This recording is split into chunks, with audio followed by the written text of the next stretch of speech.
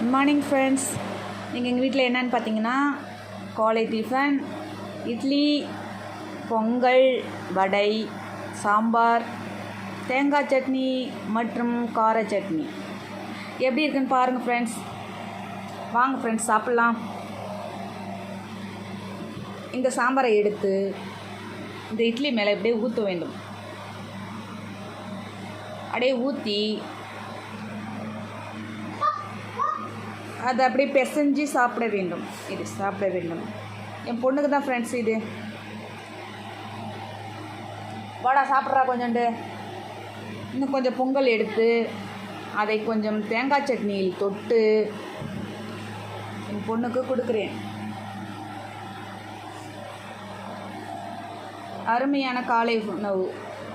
வடையை அப்படியே கையை விட்டு இப்படி எடுத்து அதை லைட்டாக கடிக்க வேண்டும்.